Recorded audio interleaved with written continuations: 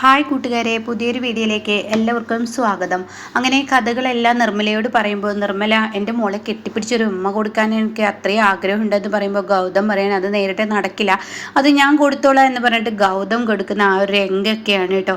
അങ്ങനെ നിധിയോട് പറയാണ്, ഞാൻ ഒരു പക്ഷേ ഇനി ഇപ്പോൾ ഇത് ചെയ്തില്ലായിരുന്നെങ്കിൽ അയാളെ ഞാൻ കൊന്നേനെ. അതുകൊണ്ട് തന്നെ ഇനി ഇത്രയും പെട്ടെന്ന് അയാളെ ജയിലിലടിച്ചത് കൊണ്ട് തന്നെ എനിക്കിപ്പോൾ മനസ്സിനൊരു സുഖമൊക്കെ ഉണ്ട് എന്ന് ഇങ്ങനെ നിധിയോട് ഗൗതം പറയാണ് കേട്ടോ. അങ്ങനെ ഈ വാക്കുകളൊക്കെ കേൾക്കുമ്പോൾ വലിയ സന്തോഷം തന്നെ നിധിക്ക് വരികയാണ് കേട്ടോ. അങ്ങനെ പിന്നീട് കാണിക്കുന്നത് പ്രണവിനെയാണ്. പ്രണവ് പെട്ടിയൊക്കെ കെട്ടിയിട്ട് അവിടെ നിന്ന് ഇറങ്ങുകയാണ് കേട്ടോ. ഈ സമയം ജ്യോതിർമയാണെങ്കിലോ, ഈശ്വര പ്രണവ് ഇവിടെ നിന്ന് ഇറങ്ങിക്കഴിഞ്ഞാൽ പിന്നെ എൻ്റെ CKC ഒരിക്കലും പുറത്ത് കടക്കില്ല, അത് ഉറപ്പാണ്. പ്രണവിനെ എങ്ങനെയെങ്കിലും ഇവിടെ പിടിച്ചു നിർത്തണം. മാത്രമല്ല പ്രണവും CKCക്കെതിരെ മൊഴി പറഞ്ഞു കഴിഞ്ഞാൽ തീർച്ചയായും തൻ്റെ ഭർത്താവ് ഇനി പുറലോകം കാണില്ല എന്ന് ജ്യോതിർമയ്ക്ക് തോന്നുന്നു കേട്ടോ. അങ്ങനെ CKCയുടെ വീട്ടിൽ നിന്ന് പ്രണവ് ഇറങ്ങുന്ന നേരം ശിവാനി ഉടൻ തന്നെ ശിവാനിയോട് പറയാ, വാ നമുക്ക് പോവാ എന്ന് പറയാം കേട്ടോ. ആ സമയം ശിവാനി പറയണേ, എങ്ങോട്ടാ പ്രണവേ നമ്മൾ പോകുന്നത്? എന്തിനാണ് എന്നെ ഇത്രയും നാളും കെട്ടിയിട്ട് ഇത്രയും നാളും ക്രൂരമായി പീഡിപ്പിച്ച ഈ വീട്ടിലിട്ടിട്ട് ചോറും ഊണും ഇതൊക്കെ തിന്നുന്നത് തീരെ ശരിയല്ലല്ലോ, ചിലവ് നിൽക്കുന്നത് തീരെ ശരിയല്ലല്ലോ, അതുകൊണ്ട് നമുക്ക് പോവാ എന്ന് പറയാം കേട്ടോ. ആ സമയം ജ്യോതിർമയി പറയാണ്, പ്രണവേ ഞാനൊന്ന് പറയട്ടെ, എനിക്ക് പറയാനുള്ള നീ പറയുമെന്ന് പറയുമ്പോൾ ഉടൻ തന്നെ പ്രണവ് പറയണേ, നിങ്ങളുടെ വാക്കുകൾ കേട്ട് ഇത്രയും നാളും നിങ്ങൾക്കൊപ്പം നിന്ന് ഞാനാണ് വിഡ്ഢി. എന്നെ നിങ്ങൾ ഇത്ര നീചമായി പറ്റിക്കുന്നു ഞാൻ ഒരിക്കലും കരുതിയില്ല. ഞാൻ ആ ടെൻഡർ വിഷയത്തിൽ ആ ഒരു മീറ്റിങ്ങിന് പോകുന്ന ആ ദിവസം തന്നെ നിങ്ങളെന്നെ തട്ടിക്കൊണ്ടുപോയി, നിങ്ങളുടെ ആളുകൾ തന്നെ തട്ടിക്കൊണ്ടുപോയി എന്നെ ഒരു ഗോഡൗണിൽ കൊണ്ടുപോയി പാർപ്പിച്ച് എന്നെ മാനസികവും ശാരീരികവുമായി പീഡിപ്പിച്ചതും പോരാ, എന്നിട്ട് എൻ്റെ ഏട്ടൻ്റെ മേലിൽ കെട്ടി ചമുക്കുകയും അവർക്കെതിരെ കേസ് കൊടുക്കുകയൊക്കെ ചെയ്യിപ്പിച്ച നിങ്ങളെ എന്താ വേണ്ടത്? അതുകൊണ്ട് ശിവാനി ഇനി ഇവരിവിടെ നിന്ന് കഴിഞ്ഞാൽ ഞങ്ങളുടെ ചോരയായിരിക്കും ഇവർ കുടിക്കുക, അതുകൊണ്ട് തന്നെ നമുക്ക് പോവാം എന്നൊക്കെ പറയണം കേട്ടോ. ആ സമയം ശിവാനി പറയണേ, നിക്ക് പ്രണവ് ഞാൻ പറയുന്നതൊന്ന് കേൾക്കുന്ന പറയാട്ടോ. ഇതേ സമയം ഇനി ഒന്നും കേൾക്കണ്ട, മതി മടുത്തു വരുന്നുണ്ട് നീ എന്ന് പറയുമ്പോൾ പ്രണവിൻ്റെ കൈകളിൽ നിന്ന് ശിവാനി ഒരൊറ്റ തട്ടങ്ങ് ശിവാനിയുടെ കൈ തട്ടുന്നു കേട്ടോ. എന്നിട്ട് പറയണേ, നീ എവിടോട്ടാണ് പോകുന്നത്? നിന്നോട് ഞാനൊന്ന് ചോദിക്കട്ടെ, നിനക്ക് വീടുണ്ടോ? നിനക്ക് പാർക്കാൻ ഒരു താമസമുണ്ടോ? നിന്റെ വീട്ടിൽ നിന്ന് ഇറക്കി വിട്ടതല്ലേ, നീ എങ്ങോട്ടാണ് പോകുന്നത്? സ്വന്തമായ ഒരു വീട്ടിനകത്ത് നീ എവിടെ പോകാനാണ്? എൻ്റെ വീട്ടിൽ കയറാൻ പറ്റില്ല, പിന്നെ നിൻ്റെ വീട്ടിൽ അങ്ങനെയുള്ള നമ്മൾ എവിടോട്ട് പോകാനാണ്? ഞങ്ങൾ പറയുന്നതൊന്ന് കേൾക്ക്. ഈ നിൽക്കുന്ന നിന്നെ തട്ടിക്കൊണ്ട് പോയത് ജ്യോതിർമയാണെന്ന് CKC ആണെന്നൊക്കെ എനിക്കറിയാം. അത് കേൾക്കുന്നതിനോട് കൂടി പ്രണവിനങ്ങ് ദേഷ്യം പിടിക്കാനായിട്ട്, എടി വിഡ്ഢി, ഇത്രയും വിഡ്ഢിയായ നിന്നെ പോലെ ഒരു ഭാര്യയെ കിട്ടിയല്ലോ എനിക്ക്, ഇത്രയും വിഡ്ഢിയായിട്ട് നീ ഇവരുടെ കൂടെ എന്തിനാ ജീവിക്കുന്നത്? അത് ഇവർക്ക് നമ്മളോട് സ്നേഹമുള്ളത് കൊണ്ട്, നിനക്ക് തെറ്റുപറ്റി, ഇവരെ സ്നേഹിക്കുകയല്ല ചെയ്യുന്നത്, ഇവർക്ക് എന്തോ ആവശ്യത്തിന് വേണ്ടി നമ്മളെ ഇവിടെ കെട്ടിയിട്ടിരിക്കുകയാണെന്ന് പറയുമ്പോൾ ജ്യോതിർമയ്ക്ക് അറിയാൻ കേട്ടോ. ഞാനൊന്ന് പറയുന്നത് കേൾക്കുകയെന്ന് പറയുമ്പോൾ, മതി നിങ്ങളുടെ നാടകം, നിങ്ങളുടെ ഭർത്താവിൻ്റെയും നിങ്ങളുടെയും നാടകം കണ്ട് ഇത്രയും ദിവസം നിങ്ങളുടെ കൂടെ നിന്നിട്ട് നിങ്ങൾ എന്നെ തന്നെ ചതിക്കുകയായിരുന്നുള്ള സത്യം ഞാൻ മനസ്സിലാക്കിയല്ലോ. അത് കേട്ടോടെ തന്നെ ശിവാനി പറയണ, ഒരിക്കലും പ്രണവേ ആരെയും ചതിച്ചിട്ടില്ല, മതി ശിവാനി, നീ ഇവർക്ക് വേണ്ടി വക്കാലത്ത് പറയുന്നത്, നീ വരുന്നുണ്ടെന്ന് പറഞ്ഞിട്ട് ശിവാനിയെ പിന്നെയും പിടിച്ചു വലിക്കുമ്പോൾ ശിവാനി ഒരൊറ്റ തട്ടങ്ങ് തട്ടുകയാണ് കേട്ടോ. നീ വേണമെങ്കിൽ പോയിക്കോ, ഞാൻ എവിടെയോട്ടില്ല, നീ കാര്യങ്ങൾ മനസ്സിലാക്കിപ്പോ. ഈ നിൽക്കുന്ന അങ്കിളും ആൻറ്റിയും നമ്മളെ ഉപദ്രവിക്കുകയല്ല ചെയ്തത്, നമ്മളെ മറിച്ച് രക്ഷിക്കുകയാണോ ചെയ്തത്? അത് കേട്ടോടെ തന്നെ, എന്ത് ഉപദ്രവിക്കുകയല്ലേ രക്ഷിക്കുകയാണെന്നോ? എന്തൊക്കെയാണ് നീ പറയുന്നത്? ടെൻഡർ സംബന്ധമായ മീറ്റിങ്ങിന് പോകുന്ന എന്നെ തട്ടിക്കൊണ്ടുപോയി എന്നെ ഒരു ഗോഡൗണിൽ കൊണ്ടുപോയിട്ട് മാനസികവും ശാരീരികമായി പീഡിപ്പിക്കുകയും എന്നെ ഭക്ഷണം തരായും മറ്റുള്ള ഉപദ്രവങ്ങളൊക്കെ ഉപദ്രവിച്ച്, അത് ഉമ്മ വെക്കല? എന്താ നീ പറയുന്നത്? അത് കേട്ടോടെ തന്നെ അതൊക്കെ ചെയ്യാൻ ഒരു കാരണമുണ്ട് എന്ന് ശിവാനി പറയണം കേട്ടോ. അപ്പോൾ ഉടൻ തന്നെ, എന്ത് കാരണം? എന്നെ ക്രൂരമായി പീഡിപ്പിച്ചിട്ട് എന്ത് കാര്യമാണ് കിട്ടിയത്? അത് കേട്ട ഉടൻ തന്നെ ഇവിടെ പറയുകയാണ്, ഒരിക്കലും ഞങ്ങൾ നിന്നെ ഉപദ്രവിക്കാൻ വേണ്ടിയല്ല, നിനക്ക് സ്വത്തുക്കൾ തിരിച്ചു കിട്ടാൻ വേണ്ടിയാണ്. ഈ പറയുന്ന സ്വത്തുക്കളെല്ലാം നിനക്ക് തിരിച്ചു കിട്ടുകയും ഗൗതം ജയിലിൽ പോവുകയോ ഒക്കെ ചെയ്തല്ലോ, അതെല്ലാം നിനക്ക് വേണ്ടിയാണ്. മറിച്ച് ഞങ്ങളിതെല്ലാം നിന്നിൽ നിന്നും മറച്ചു വെച്ചത് എന്തിനാണെന്നറിയോ? ഇത് പ്രാവർത്തികമാക്കിയെടുക്കാൻ. നിങ്ങൾ അറിഞ്ഞു കഴിഞ്ഞാൽ നിങ്ങൾക്ക് ഇതുപോലെ അഭിനയിക്കാനോ ഇതുപോലെ നിൽക്കാനൊന്നും കഴിയില്ല. എന്നാൽ ഗൗതമാണ് ഇത് ചെയ്യുന്നതെന്ന് അറിഞ്ഞു കഴിഞ്ഞാൽ തീർച്ചയായും നിങ്ങൾക്കുള്ളിലൊരു ദേഷ്യവും വൈരാഗ്യമൊക്കെ വരും. അതുകൊണ്ട് തന്നെ നിങ്ങൾ അവരോട് അതേ ലെവലിൽ പ്രതികരിക്കും. അതുകൊണ്ടാണ് നിൻ്റെ നല്ലതിന് വേണ്ടിയാണ് ഞങ്ങളിത് ചെയ്തത്. ഞങ്ങൾക്ക് എന്തിനാ നിങ്ങളുടെ ഒപ്പം നിന്നിട്ട് നിങ്ങളെ ഉപദ്രവിക്കേണ്ട ആവശ്യം? ഞങ്ങൾ നിങ്ങളുടെ കയ്യിൽ നിന്ന് ഒരു രൂപ പോലും വാങ്ങുന്നില്ലല്ലോ, എല്ലാം ചെയ്തു തരല്ലേ ചെയ്യുന്നത്. പ്രണവ്, നീ മനസ്സിലാക്കണേ, നിൻ്റെ ഏട്ടൻ നിന്നെ ചതിച്ചും കൊണ്ടിരിക്കുകയാണ്. അവൻ്റെ ആ ചതിക്കുഴിയിൽ നിന്ന് നിന്നെ രക്ഷിക്കാനും നിനക്ക് വേണ്ടപ്പെട്ട നിൻ്റെ അച്ഛൻ്റെയും അമ്മയുടെയൊക്കെ സ്വത്തുക്കൾ നേടി നേടിയെടുക്കാൻ വേണ്ടിയാണ് ഞാനും CKCയും ഈ ഒരു ഇതിന് നിന്നത്. ഇനി എന്തായാലും കുഴപ്പമില്ല, ഞങ്ങളെ മക്കളെ പോലെ കണ്ട, ഞങ്ങൾക്ക് മക്കളില്ലാത്ത നിങ്ങളെ പോലെ മക്കളെ കിട്ടിയതിൽ സന്തോഷിച്ചത് ഞങ്ങളുടെ തെറ്റാണ്. ഞങ്ങൾ നിങ്ങൾക്ക് വേണ്ടി ഇതൊക്കെ ചെയ്തത് കുഴപ്പമില്ല, എൻ്റെ വിധിയാണ്, എൻ്റെ ഭർത്താവിൻ്റെ വിധിയാണെന്ന് ഞാൻ കരുതിക്കോളാം എന്നൊക്കെ പറഞ്ഞിട്ട് അങ്ങ് പൊട്ടിക്കരയാണ് കേട്ടോ ഈ ജ്യോതിർമയി. ആ കരച്ചിലിന് മുന്നിൽ പ്രണവ് അങ്ങ് വീണു പോവാണ്. ആൻറ്റി, ഞാൻ അപ്പോഴത്തെ മാനസികാവസ്ഥയിൽ ആൻറ്റിയോട് അങ്ങനെയൊക്കെ പറഞ്ഞു.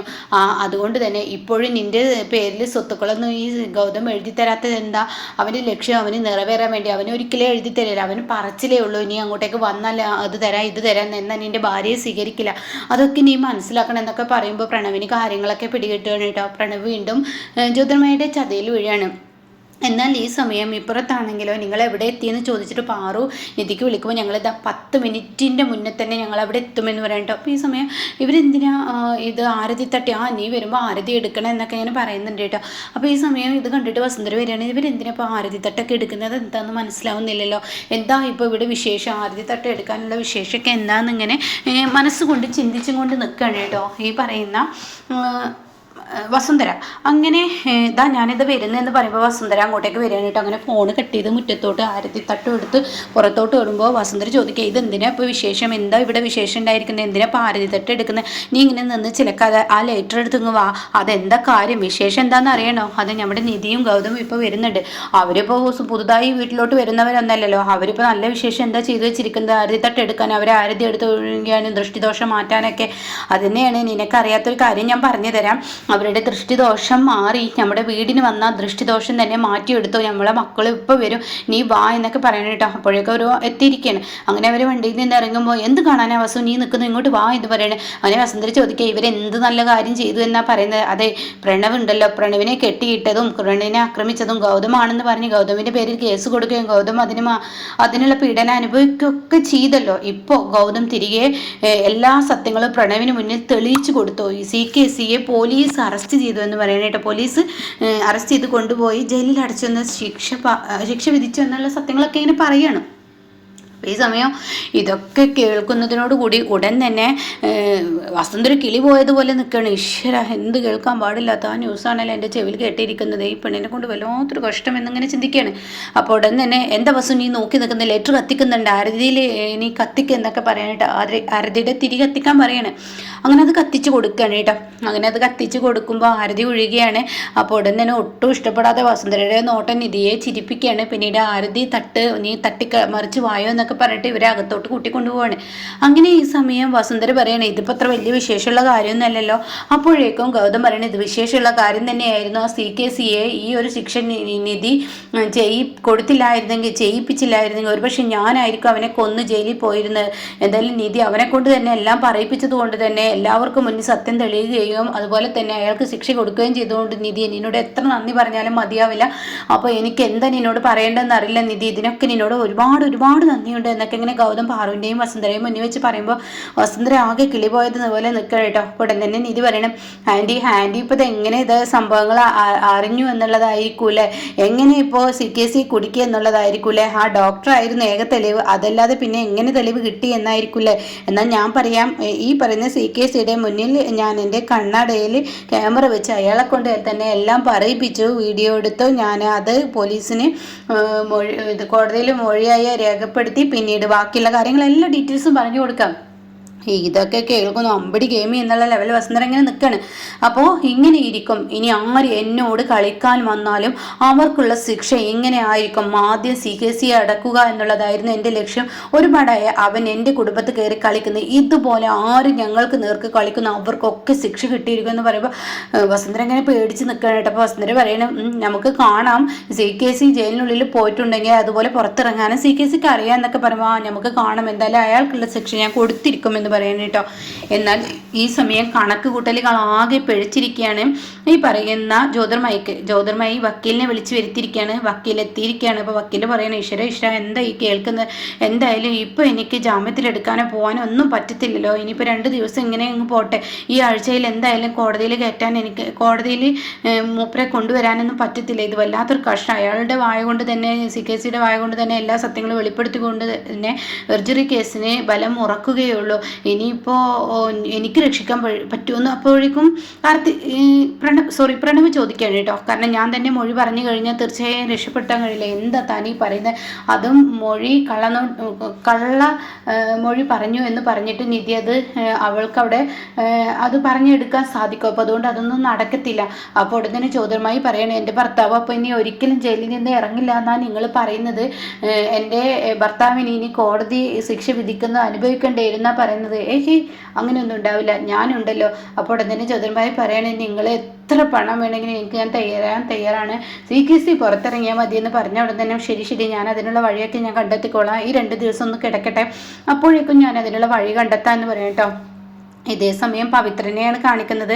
പവിത്രനും അതുപോലെ മൂക്കുത്തി രാജ അങ്ങനെ എന്തോ പേരായിട്ടുള്ള ഒരാളുണ്ടല്ലോ, അയാളും കൂടി ഉണ്ടല്ലോ അവിടെ. അപ്പോൾ അവരൊക്കെ എല്ലാവരും വിളിച്ചു വരുത്തിയിരിക്കുകയാണ്. അപ്പോൾ ജയിൽ സൂപ്രണ്ട് പറയാണ്, ഇന്ന് ഈ കോമ്പൗണ്ടിലുള്ള എല്ലാ പണിയും എല്ലാവരും കൂടി തീർത്തിരിക്കണം. മുറ്റമടിക്കണം, പുല്ല് ചെത്താനുണ്ട്, ബാത്റൂമുകൾ കഴുകാനുണ്ട്, ഫ്ലോറുകൾ വൃത്തിയാക്കാനുണ്ട്, അങ്ങനെ ഓരോ പണികൾ ഇങ്ങനെ പറയാൻ കേട്ടോ. അപ്പോൾ ആ സമയം കാണാം ഈ കോടതി ഈ ജയിലിൽ പറഞ്ഞ ഡ്രസ്സൊന്നും ഇടാതെ CKC ഇങ്ങനെ പാൻറ്റും ഷർട്ടൊക്കെ ഇട്ട് ഇങ്ങനെ വരുന്നു കേട്ടോ. അപ്പോൾ സമയം പവിത്രന്റെ കണ്ണിൽ ഇത് പെടുകയാണ്. പവിത്രനാണെങ്കിലോ ഓഹോ ഇത് CKC ആണല്ലോ, എന്തായാലും വെർജറി കേസ് മുഖേന ഇയാളെ ജയിലിൽ അടച്ചു നിധി, ആള് കൊള്ളാൻ നിധി എന്നിങ്ങനെ ചിന്തിക്കുകയാണ്.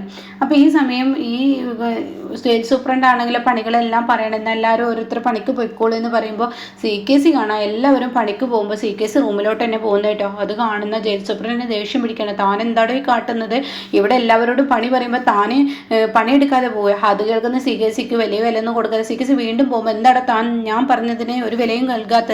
അപ്പോഴേക്കും അവിടെ പവിത്ര അയ്യോ സാറ് എന്താ ഈ പറയുന്നത്?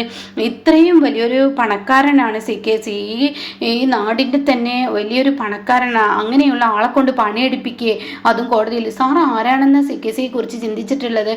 ഏറ്റവും വലിയ ബിസിനസ്മാനാണ്. ആ ബിസിനസ്മാൻ ഈ കോടതി ജയിലിൽ വന്ന് പറമ്പിൽ പണിയെടുക്കുക, അടിച്ചോര് ഇതൊന്നും ചെയ്യില്ല, കക്കൂസ് കഴിയും, എന്തൊക്കെയാണ് സാറേ ഈ പറയുന്നത് എന്ന് പറയുമ്പോൾ താൻ എന്താടോ പറഞ്ഞത്? അത് ഞാൻ പറഞ്ഞതല്ല, ലോകം മുഴുവൻ വിളിച്ചു പറയുന്ന കാര്യമാണ്. ഇങ്ങേരിക്കോടെ കൊണ്ടൊന്നും അത് ചെയ്യിപ്പിച്ചവരെ അങ്ങനെ വെറുതെ വിടില്ല എന്ന് പറയാം കേട്ടോ. ഇത് കേൾക്കുന്നതിനോട് കൂടിയിട്ട് അവിടെ നിന്ന് CKC പറയണേ, എന്നെക്കുറിച്ച് തനിക്കറിയില്ല, ഞാൻ ഈ ജയിൽ തന്നെ അപ്പോഴേക്കും തനിക്ക് വാങ്ങാൻ കഴിവുണ്ട് എന്നാണോ താൻ പറയുന്നത്? എന്നാൽ നിയമപരമായി തന്നെ ശിക്ഷ എല്ലാവർക്കും ഒരുപോലെ കൊടുക്കുമ്പോൾ ഇവിടെ പണത്തിൻ്റെ പ്രശസ്തി, ഇവിടെ ഒരു പ്രശസ്തിയല്ല, ഇവിടെ ആര് ശിക്ഷ അനുഭവിക്കുന്നുണ്ടോ പാവപ്പെട്ടവരും പണക്കാരും എല്ലാവർക്കും ഒരേ ശിക്ഷയാണ്, അത് ചെയ്തിരിക്കണം. അതുകൊണ്ട് മര്യാദക്ക് താനിത് ക്ലീൻ ആക്കണം. താൻ എന്താണോ എന്നെക്കുറിച്ച് കരുതിയിരിക്കുന്നത്? അപ്പോഴേക്കും CKC ജയിൽ സൂപ്രണ്ടിനോട് ചോദിക്കണം, എന്നെ ഇടപെടും എന്ന് താൻ വിളിക്കുന്നു, എന്നാൽ തന്നെ ഞാൻ വെറുതെ വിടില്ലടാ. ഇന്ന് ഈ ഒരു കോമ്പൗണ്ടിലുള്ള ആരും തന്നെ ഇന്ന് പണിയെടുക്കണ്ട, ഇന്നത്തെ പണി മുഴുവൻ ഇവൻ തന്നെ ചെയ്യട്ടെ, മര്യാദക്ക് ഇവനെ കൊണ്ട് എല്ലാവരും കൂടി ചെയ്യിപ്പിക്കുക എന്ന് പറയട്ടോ. അങ്ങനെ CKCയുടെ കയ്യിൽ ചൂല് കൊടുക്കുകയാണ്. ചൂല് കൊടുത്ത് അടിച്ചു വാരാൻ പറയുന്ന ആ ഒരു പരിപാടിയാണ് കേട്ടോ. അപ്പോഴാണ് ഈ മൂക്കുത്തി രാജ എന്ന് പറയുന്ന ആ ആളാ ഗുണ്ടയുണ്ടല്ലോ, CKC പണ്ടാക്കിയ ആ ഗുണ്ട, അയാൾ ആ വഴി വരുന്നത്. അപ്പോൾ ഈ ഒരു സീന് കാണാണ്. അപ്പോൾ ഗൗതമിന് എല്ലാ സഹായങ്ങളും ചെയ്തു കൊടുത്ത ആ ആളും ആ ഒരു കോൺസ്റ്റബിൾ ഇത് കാണുമ്പോൾ അയ്യോ ഇത് ഗൗതമിന് അയച്ചു കൊടുക്കേണ്ട വീഡിയോ ആണല്ലോ എന്ന് പറഞ്ഞിട്ട് മൊബൈൽ പകർത്തുന്നുണ്ട് കേട്ടോ. അത് ജ്യോതിർമയിലോട്ട് എത്തുന്ന ഒരു സീനുണ്ട്. അപ്പോൾ ഇങ്ങനെയൊക്കെയുള്ള ഒരു എപ്പിസോഡാണ്, നല്ല രസകരമായ സീനാണ്. ഇനി അധികം ഇല്ല കേട്ടോ, ഇനിയുള്ള ഓരോ എപ്പിസോഡും ഇത് തീരുന്ന എപ്പിസോഡുകളാണ് കേട്ടോ. ഇനി CKC അറിയാണ് തൻ്റെ മകനാണ് ഗൗതം എന്നുള്ള സത്യം. അത് അറിയുന്നതിനോടുകൂടി CKC ആളാകെ മാറും. ആ ഒരു സീനൊക്കെയാണ് കേട്ടോ ഇനി നമുക്ക് മുന്നിൽ വരാനിരിക്കുന്നത്.